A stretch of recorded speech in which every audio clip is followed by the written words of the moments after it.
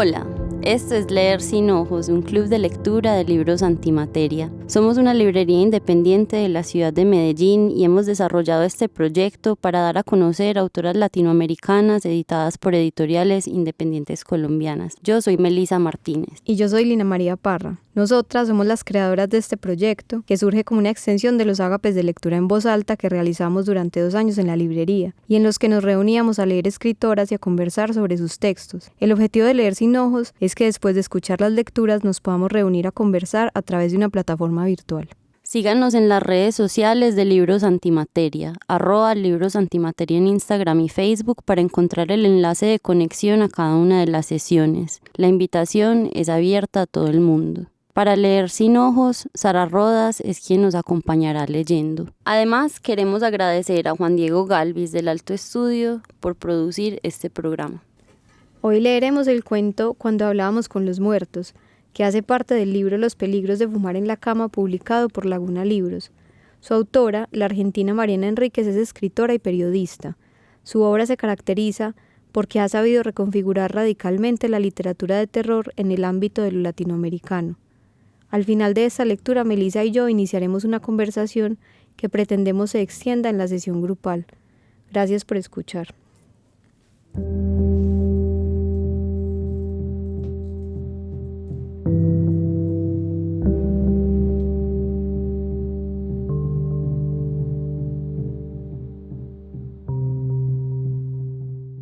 Cuando hablábamos con los muertos.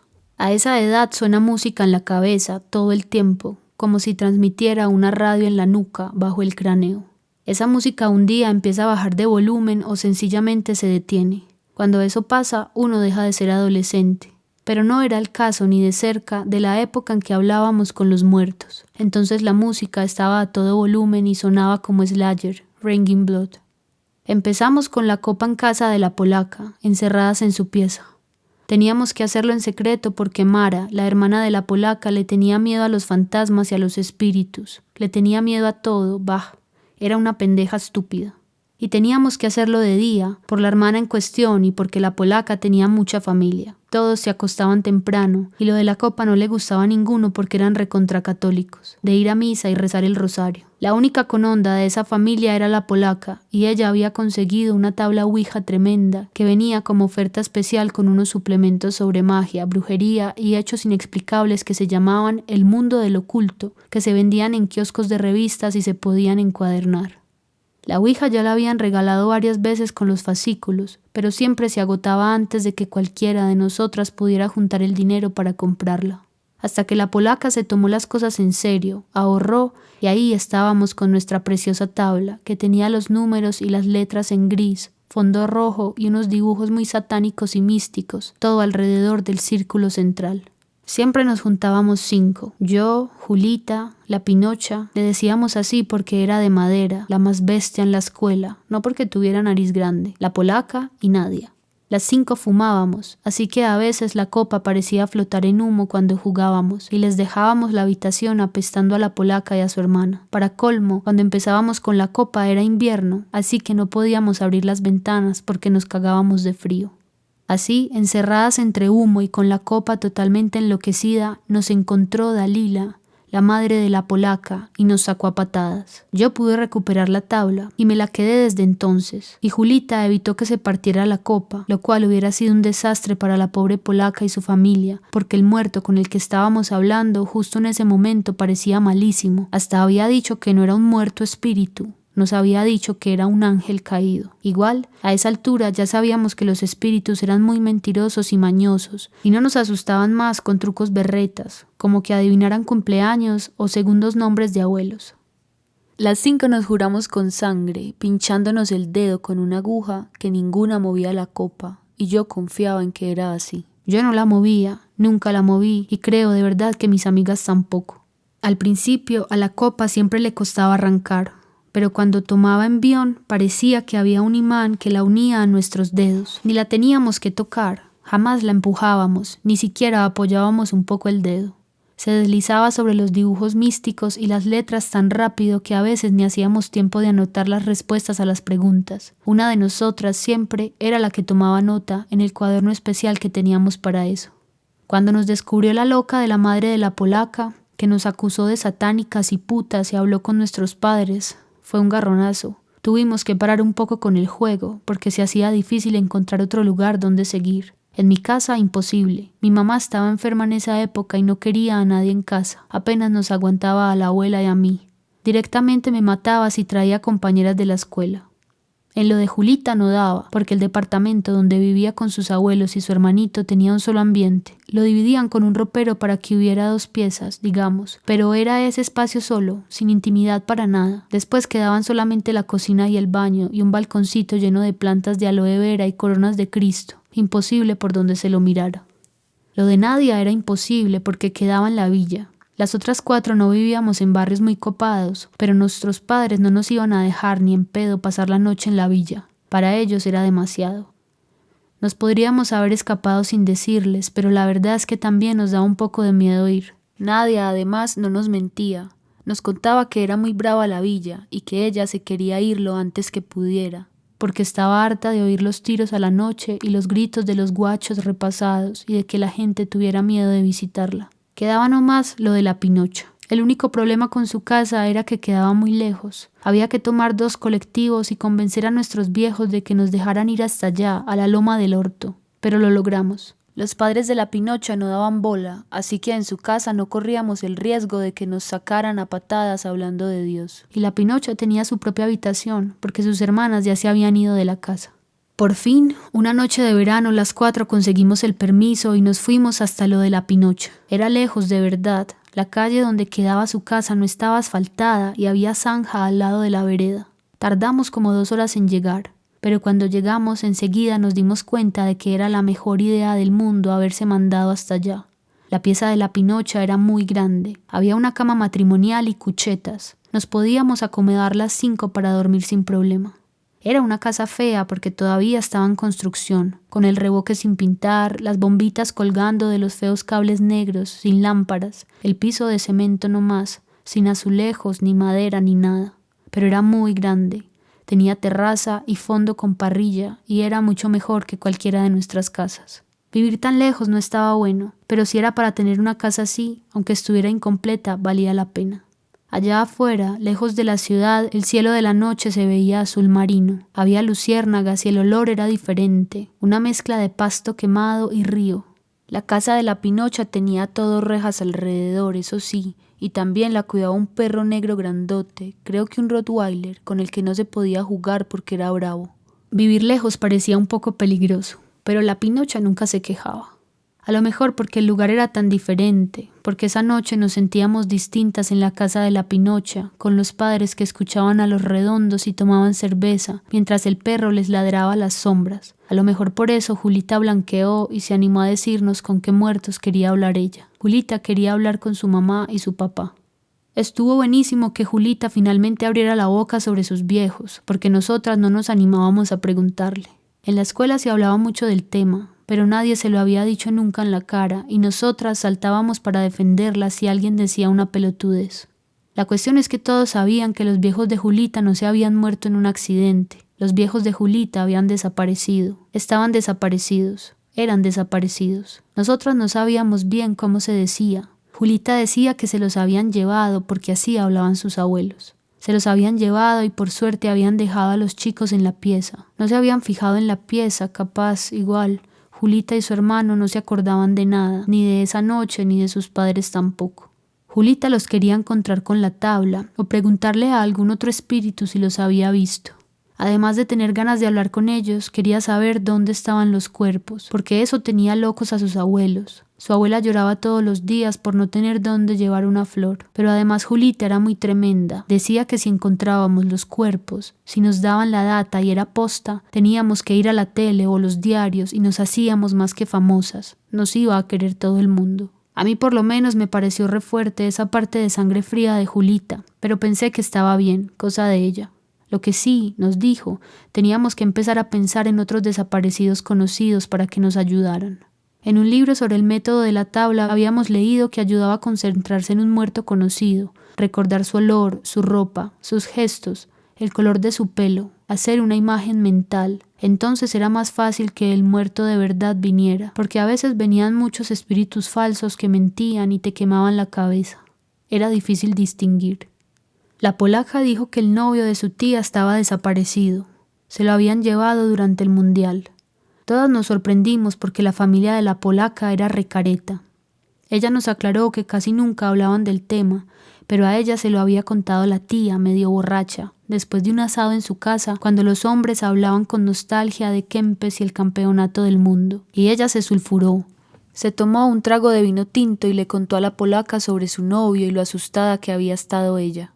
Nadia aportó a un amigo de sus papás que cuando ella era chica venía a comer seguido los domingos y un día no había venido más. Ella no había registrado mucho la falta de ese amigo, sobre todo porque él solía ir mucho a la cancha con su viejo y a ella no la llevaban a los partidos. Sus hermanos registraron más que ya no venía. Le preguntaron al viejo y al viejo no le dio para mentirles, para decirles que se habían peleado o algo así. Les dijo a los chicos que se lo habían llevado, lo mismo que decían los abuelos de Julita. Después, los hermanos le contaron a Nadia. En ese momento ni los chicos ni Nadia tenían idea de a dónde se lo habían llevado o de si llevarse a alguien era común, si era bueno o era malo. Pero ahora ya todas sabíamos de esas cosas. Después de la película La noche de los lápices, que nos hacía llorar a los gritos, la alquilábamos como una vez por mes. Y el Nunca Más, que la Pinocha había traído a la escuela porque en su casa se lo dejaban leer, y lo que contaban las revistas y la televisión. Yo aporté a mi vecino del fondo, un vecino que había estado ahí poco tiempo, menos de un año, que salía poco a la calle, pero nosotros lo podíamos ver paseando por el fondo. La casa tenía un parquecito atrás. No me lo acordaba mucho, era como un sueño. Tampoco se la pasaba en el patio, pero una noche lo vinieron a buscar y mi vieja se lo contaba a todo el mundo. Decía que por poco, por culpa de ese hijo de puta, casi nos llevan también a nosotras. A lo mejor porque ella lo repetía tanto, a mí se me quedó grabado el vecino y no me quedé tranquila hasta que otra familia se mudó a esa casa y me di cuenta de que él no iba a volver más. La Pinocha no tenía a ninguno que aportar, pero llegamos a la conclusión de que con todos los muertos que ya teníamos era suficiente. Esa noche jugamos hasta las 4 de la mañana. A esa hora ya empezamos a bostezar y a tener la garganta rasposa de tanto fumar. Y lo más fantástico fue que los padres de la Pinocha ni vinieron a tocar la puerta para mandarnos a la cama. Me parece, no estoy segura, porque la ouija consumía mi atención, que estuvieron mirando tele o escuchando música hasta la madrugada también. Después de esa primera noche, conseguimos permiso para ir a lo de la Pinocha 2 veces más en el mismo mes. Era increíble, pero los padres o responsables de todas habían hablado por teléfono con los viejos de la Pinocha y por algún motivo la charla los dejó recontra tranquilos. El problema era otro, nos costaba hablar con los muertos que queríamos. Daban muchas vueltas, les costaba decidirse por el sí o por el no, y siempre llegaban al mismo lugar. Nos contaban dónde habían estado secuestrados y ahí se quedaban. No nos podían decir si los habían matado ahí o si los llevaron a algún otro lugar. Nada. Daban vueltas después y se iban. Era frustrante. Creo que hablamos con mi vecino, pero después de escribir Pozo de Arana se fue. Era él, seguro. Nos dijo su nombre. Lo buscamos en el Nunca Más y ahí estaba, en la lista. Nos cagamos en las patas. Era el primer muerto posta a posta con el que hablábamos. Pero de los padres de Julita, nada. Fue la 4ª noche en lo de la Pinocha cuando pasó lo que pasó. Habíamos logrado comunicarnos con uno que conocía al novio de la tía de la polaca. Habían estudiado juntos, decía. El muerto con el que hablábamos se llamaba Andrés y nos dijo que no se lo habían llevado ni había desaparecido. Él mismo se había escapado a México y ahí se murió después en un accidente de coche. Nada que ver.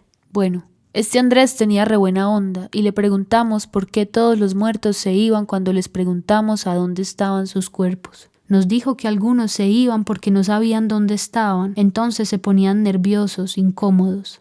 Pero otros no contestaban porque alguien los molestaba. Una de nosotras.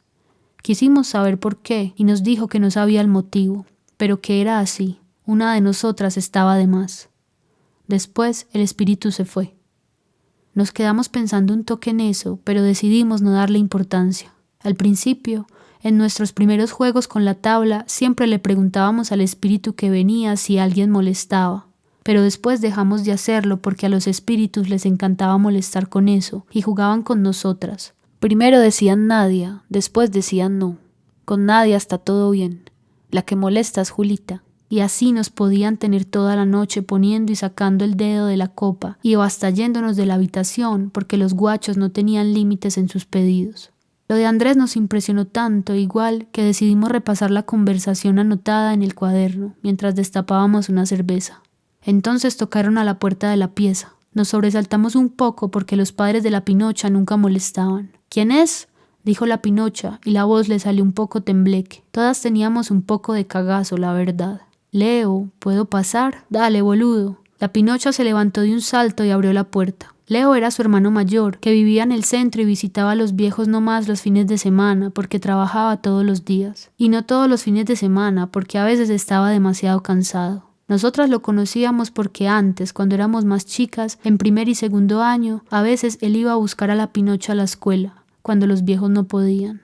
Después empezamos a usar el colectivo, ya estábamos grandes. Una lástima porque dejamos de ver a Leo, que estaba fuertísimo, un morocho de ojos verdes con cara de asesino, para morirse. Esa noche, en la casa de la Pinocha, estaba tan lindo como siempre. Todas suspiramos un poco y tratamos de esconder la tabla, no más para que él no pensara que éramos raras, pero no le importó. Jugando a la copa, es jodido eso, a mí me da miedo. Revalientes las pendejas, dijo, y después la miró a su hermana. Pendeja, ¿me ayudas a bajar de la camioneta unas cosas que les traje a los viejos? Mamá ya se fue a acostar y el viejo está con dolor de espalda. Qué ganas de joder que tenés, es re tarde. Y bueno, me pude venir a esta hora, ¿qué querés? Se me hizo tarde. Copate, que si dejo las cosas en la camioneta me las pueden afanar. Y bueno, me pude venir a esta hora, ¿qué querés? Se me hizo tarde. La Pinocha dijo bueno con mala onda y nos pidió que esperáramos. Nos quedamos sentadas en el suelo alrededor de la tabla, hablando en voz baja de lo lindo que era Leo, que ya debía tener como 23 años, era mucho más grande que nosotras. La Pinocha tardaba, nos extrañó. A la media hora, Julita propuso ir a ver qué pasaba. Y entonces todo pasó muy rápido, casi al mismo tiempo.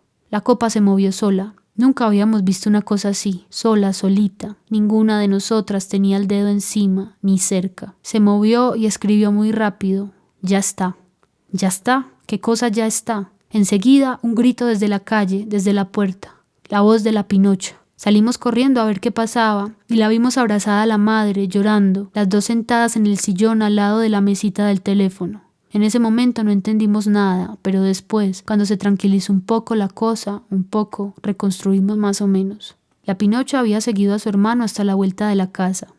Ella no entendía por qué había dejado la camioneta ahí, si había lugar por todos lados, pero él no le contestó. Se había puesto distinto cuando salieron de la casa, se había puesto mala onda, no le hablaba. Cuando llegaron a la esquina, él le dijo que esperara y según la Pinocha desapareció. Estaba oscuro, así que podía ser que hubiera caminado unos pasos y ya se perdiera de vista, pero según ella había desaparecido. Esperó un rato a ver si volvía, pero como tampoco estaba la camioneta le dio miedo. Volvió a la casa y encontró a los viejos despiertos en la cama. Les contó que había venido Leo, que estaba súper raro, que le había pedido bajar algunas cosas de la camioneta. Los viejos la miraron como si estuviera loca. Leo no vino, nena, ¿de qué estás hablando? Mañana trabaja temprano. La Pinocha empezó a temblar de miedo y a decir, era Leo. Y entonces su papá se calentó. Le gritó si estaba drogada o qué. La mamá, más tranquila, le dijo, hagamos una cosa, lo llamamos a Leo a la casa, debe estar durmiendo ahí. Ella también dudaba un poco ahora porque veía que la Pinocha estaba muy segura y muy alterada. Llamó y después de un rato largo, Leo la atendió, puteando, porque estaba en el quinto sueño dormido. La madre le dijo, después te explico o algo así y se puso a tranquilizar a la Pinocha que tuvo tremendo ataque de nervios. Hasta la ambulancia vino porque la Pinocha no paraba de gritar que esa cosa la había tocado. El brazo sobre los hombros, como en un abrazo que a ella le dio más frío que calor y que había venido porque ella era la que molestaba. Julita me dijo al oído, es que a ella no le desapareció nadie. Le dije que se callara la boca, pobre Pinocha. Yo también tenía mucho miedo. Si no era Leo, ¿quién era? Porque esa persona que había venido a buscar a la Pinocha era tal cual su hermano, como un gemelo idéntico. Ella no había dudado. ¿Quién era? Yo no quería acordarme de sus ojos. No quería volver a jugar a la copa ni volver a lo de la Pinocha. Nunca volvimos a juntarnos. La Pinocha quedó mal y los padres nos acusaban. Pobres, tenían que acusar a alguien y decían que le habíamos hecho una broma pesada, que la había dejado medio loca. pero todos sabíamos que no era así, que la habían venido a buscar porque, como nos dijo el muerto Andrés, ella molestaba. Y así se terminó la época en que hablábamos con los muertos.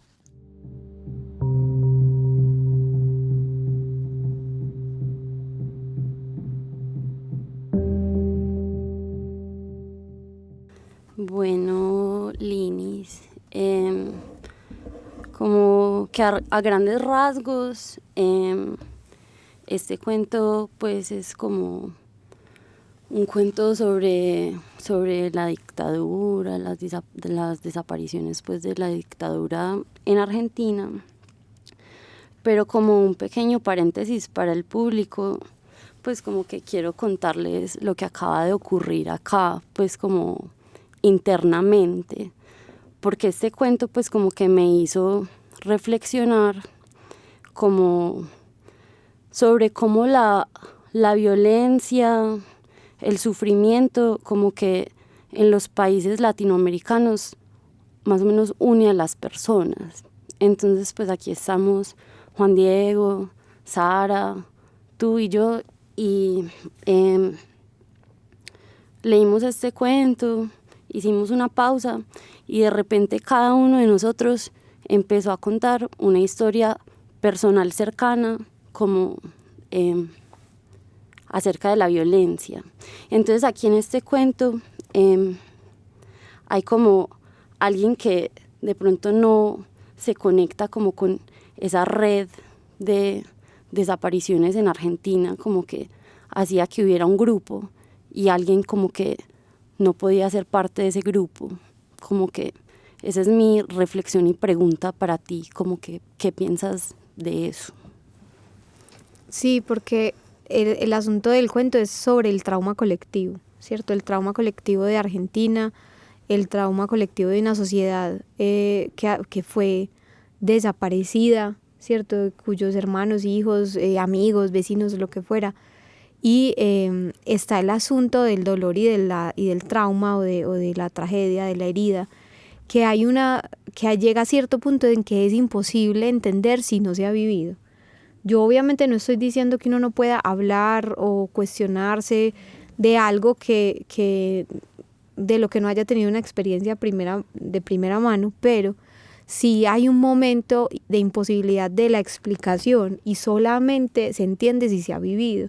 Y tal vez eso es lo que le están proponiendo los espíritus a este grupo de chicas.